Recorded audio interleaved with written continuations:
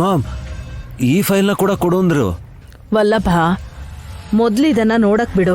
ಸರಿ ಮಾಮ್. ನೀವು ಯಾವ ಬಿಸ್ನೆಸ್ ಮಾಡ್ತಾ ಇದ್ದೀರಾ ಅಂತ ಹೇಳಲೇ ಇಲ್ವಲ್ಲ ಅತ್ತಿಗೆ? 2 ದಿನದಲ್ಲಿ ಪೂರ್ತಿ ವಿವರ ಗೊತ್ತಾಗತ್ತೆ. ಏನಾದ್ರೂ ಹೆಲ್ಪ್ ಬೇಕಿದ್ರೆ ಹೇಳಕ್ಕ, ಮಾಡ್ಕೊಡ್ತೀನಿ.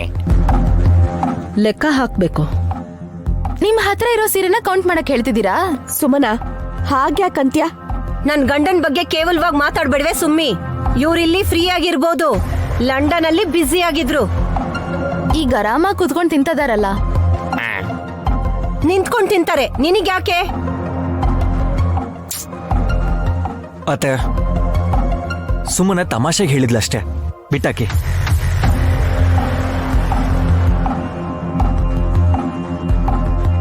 ಪಾವನ ಮೂರ್ತಿಗೆ ಖಂಡಿತವಾಗ್ಲೂ ಒಂದ್ ಕೆಲ್ಸ ಕೊಡ್ತೀನಿ.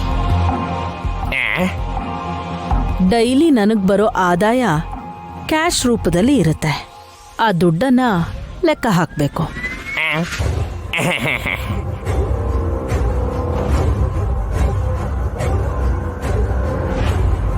ಅದನ್ನ ಅಕೌಂಟ್ಗೆ ಹಾಕ್ದೆ ಡೈರೆಕ್ಟ್ ಆಗಿ ಏನಾದ್ರು ಬಳಸ್ಕೊಂಡ್ರೆ ಇನ್ಕಮ್ ಟ್ಯಾಕ್ಸ್ನವರು ಎನ್ಕ್ವೈರ್ ಮಾಡ್ತಾರೆ ಅತ್ತೆ. ನಮ್ಮ ಮೊಹಮ್ನ ಯಾರು ಟಚ್ ಮಾಡಕ್ಕಾಗತ್ತೆ?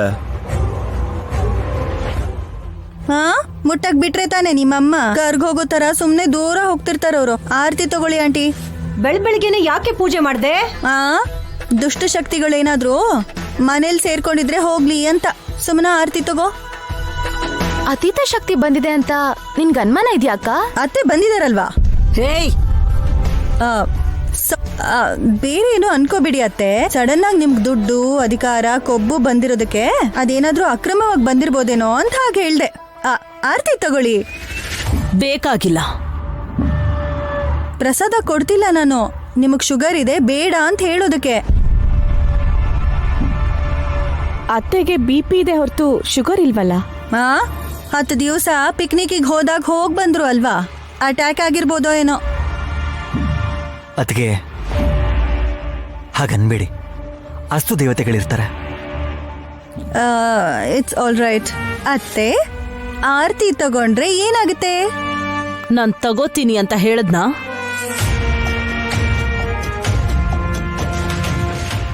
ಅತ್ಗೆ ಪೂಜೆ ಮಾಡಿ ಆರತಿ ಕೊಡ್ತಾ ಇದ್ದಾಳೆ, ಅದನ್ನ ತಗೊಂಡ್ರೆ ಒಳ್ಳೇದು. ಮಾಮ್ ಸ್ನಾನ ಮಾಡಿಲ್ವೇನೋ? ಇಡಿಯಟ್.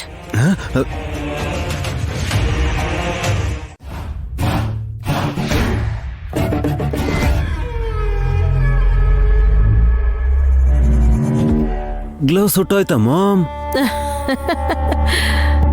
ಸುಟ್ಟು ಹೋಗಿ ಚೂರ್ ಚೂರಾಗೋಯ್ತು ವಲ್ಲಭ.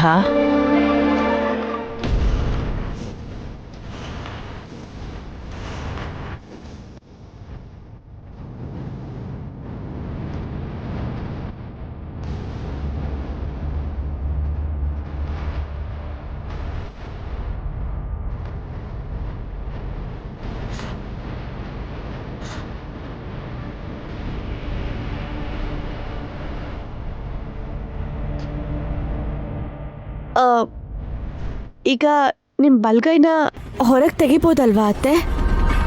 ತೆಗಿಬೇಕಲ್ವಾ? ಹೀಗೆ ನೀರಿನ ಬಿಂದಿಗೆಲಿ ಕೈ ಎಷ್ಟೊತ್ತು ಅಂತ ಇಡಕ್ಕಾಗತ್ತೆ? ತೆಗಿರಿ ನೋಡೋಣ. ನೋಡು.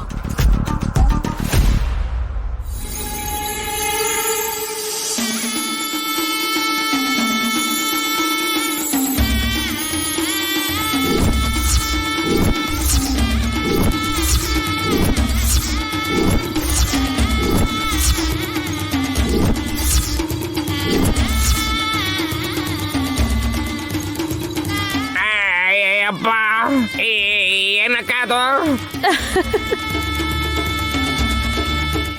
ಅತ್ತಿಗೆ ಕೈಗೆ ಏನ್ ಸುತ್ಕೊಂಡಿದೆ? ಹಾವು ಬಿಟ್ಟಿರೋ ಪೊರೆ ಬಿಂದಿಗೆಲಿತ್ತ? ನಾನು ಕೂಡ ಅದು ನೋಡ್ಲಿಲ್ಲ. ಒಳ್ಳೆ ಕೆಲ್ಸನೇ ಮಾಡ್ದೆ ಕಂದ.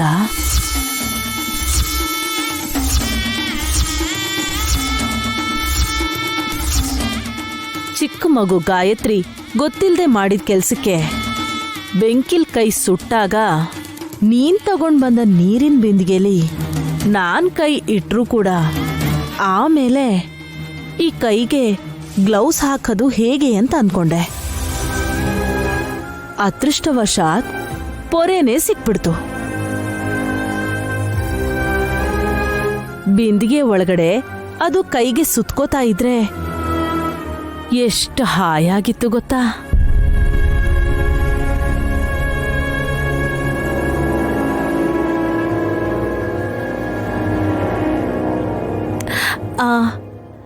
ಯಾರೂ ಆತಂಕ ಪಡಬೇಡಿ, ನನ್ನ ಕೈಗೆ ಏನೂ ಆಗಿಲ್ಲ.